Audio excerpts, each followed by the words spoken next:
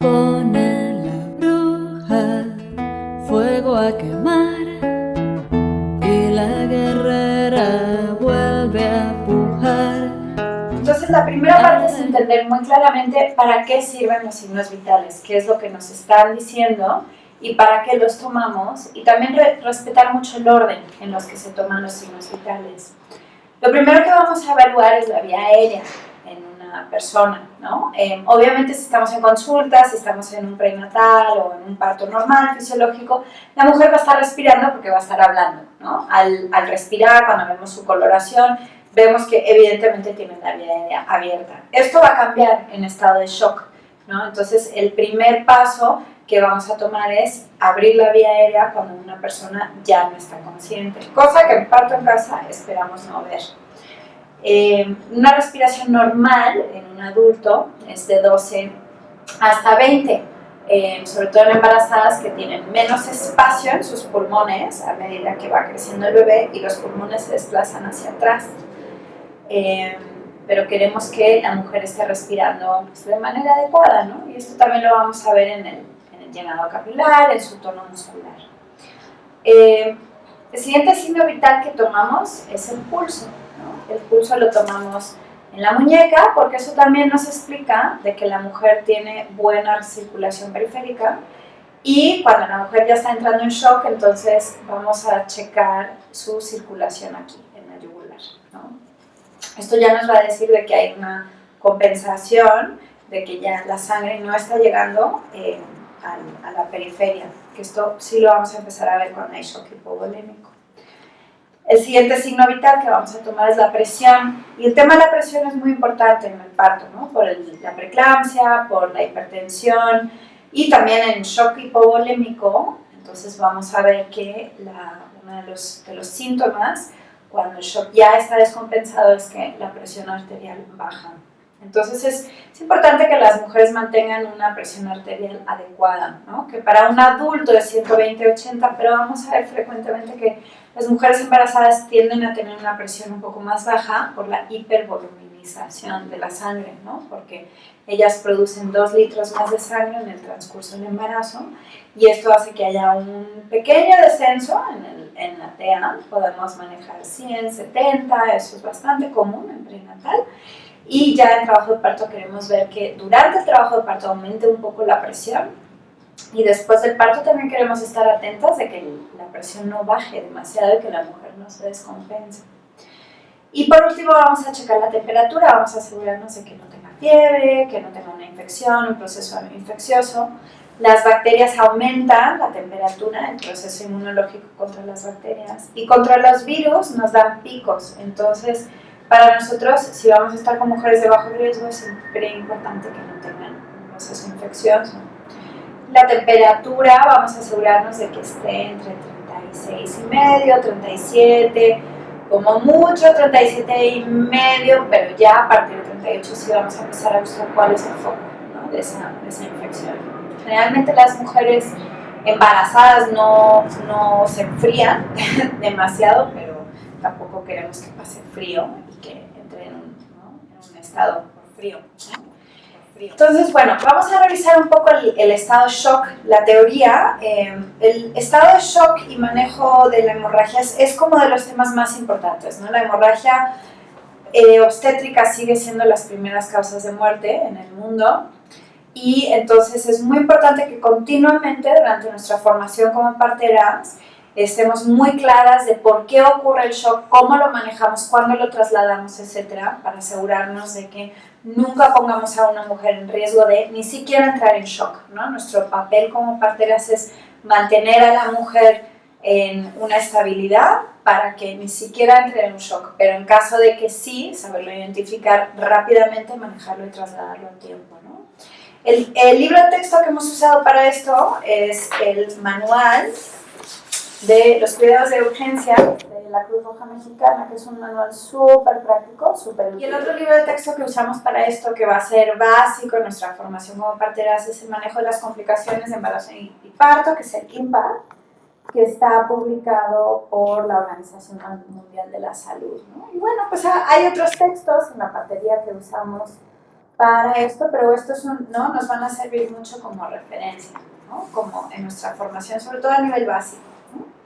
Entonces, bueno, es importante cuando hagamos este trabajo en el acercamiento al shock, uno es tener muy claro cuáles son los signos y los síntomas del estado de shock, ¿no? Y lo siguiente es cuáles son los pasos de atención al manejo de shock y luego el sentido de la urgencia, qué tan importante es esto. Entonces, vamos a hablar del triángulo de la perfusión, porque esta es la teoría básica que rige el entendimiento del estado de shock, ¿no? Entonces, si vemos, hay tres participantes, ¿no? En este triángulo. El primero es la bomba, luego está el contenedor y luego está el contenido. La bomba es el corazón, ¿no? Entonces en parto en casa vamos a asumir que va a ser muy raro que una persona tenga un infarto, un paro cardíaco, y la bomba generalmente en parto en casa va a funcionar, ¿no? Sería muy raro que una señora de embarazo normal pariendo en casa tuviera un infarto. De aún así, tenemos que estar preparadas. Lo siguiente es el contenedor, ¿no? Que es los vasos, ¿no? Los vasos que transportan la sangre del corazón a todas las células del cuerpo. Y finalmente está el contenido, que es la sangre donde se están transportando el oxígeno de ida y el dióxido de carbono de vuelta. Entonces, el primer tipo de shock que vamos a ver, que es el más común y desde luego el más peligroso en el trabajo de parto, es el shock hipovolémico. Y esto tiene que ver con pérdida de sangre. Estamos hablando del contenedor. Si nos recordamos el triángulo, va a ser la parte de el contenido, ¿no? Entonces, en shock hipovolémico hay un lugar donde hay un sangrado y esto suele ser por una hemorragia externa, pero en la obstetricia siempre va a ser una hemorragia interna, del útero o de los tejidos de la zona pélvica. Al no ser que la embarazada tenga un trauma, pero la partera no va a atender, por ejemplo, un choque de un automóvil en una embarazada, ¿no? También es importante tener en cuenta que la deshidratación agrava el choque. Entonces, si la mujer ha tenido un trabajo de parto largo, está cansada, el útero está cansado y si además ella está deshidratada, esto va a hacer que todo se agrave, se complique mucho más. Por eso la importancia de tomar líquidos, de estar comiendo durante el trabajo de parto para que ella se mantenga fuerte, ¿no? El segundo tipo de shock que vamos a ver es el shock séptico, ¿no? Que esto es una infección bacteriana grave, ¿no? Esto ocurre, en parto en casa es muy raro que ocurra porque las bacterias que están en la casa de una mujer, ella ya tiene un sistema inmunológico que responde a este tipo de, a las bacterias que uno tiene en casa. Generalmente en parto en casa la casa está limpia, no hay grandes complicaciones, sino generalmente el shock séptico viene por intrusión, ¿no? Por dedos, por trabajos de parto prolongados con muchas revisiones vaginales, cuando ha habido una infección vaginal que luego sube y causa una corioamionitis, o cualquier, ¿no? Instrumental sucio, cualquier demasiada manipulación, este tipo de cosas. Esto causa una infección, esto sí lo vemos bastante en comunidades indígenas y también se ve bastante cuando ha habido cirugías y a veces cuando trasladamos a una mujer a una cesárea, nuestro papel después es mantener un contacto muy cercano con la mujer para asegurarnos de que ella no desarrolle una infección por la cesárea, porque pues, es una intrusión al cuerpo usando instrumental. Entonces, cuando una infección se vuelve ya demasiado complicada, ocurre que las bacterias empiezan a liberar unas toxinas que colapsan el contenedor, las paredes de las venas y las arterias, colapsan la capacidad de los esfínteres de las arterias de mantenerse fuertes, para que mantenerse dilatadas para ir transportando la sangre. Entonces, se colapsan las venas y las arterias, es como si se abrieran, como si plof, ¿no? Se abren completamente y entonces el volumen sanguíneo no es suficiente para mantener la transmisión de oxígeno y dióxido de carbono. El shock séptico, sumamente peligroso, y donde más lo vamos a ver es en bebés. Si el bebé se infecta durante el parto, puede rápidamente desarrollar un shock séptico donde todo su sistema se colapsa y no se puede, hay una falta de volumen sanguíneo ya que los vasos se han abierto y no hay suficiente volumen para llenar esos vasos. Y el tercer tipo de shock que vamos a ver en parto en casa es el shock anafiláctico, que esto es muy raro, pero tiene que ver con alergias. Entonces, si nosotras vamos a suturar un periné o ¿no? Si fuéramos a administrar algún medicamento, que sería muy raro, pero tal vez no, una infección, y entonces consultamos con nuestro médico de apoyo y le manda un antibiótico. Todos los medicamentos pueden causar una infección alérgica. También puede ser que la señora de repente sea alérgica a los cacahuates, se te olvida, le preparas un licuado y le metes cacahuates en el licuado y tiene un shock anafiláctico, ¿no? Generalmente, como hay continuidad de atención, conocemos muy bien cuáles son las alergias de la mujer, pero pues nunca, ¿no? Puede haber una señora que nunca le han hecho ningún tipo de cirugía, nunca le han quitado un diente y no sabe que es alérgica a la gilocaína, le inyectas con gilocaína para reparar el periné y entra en shock anafiláctico, ¿no?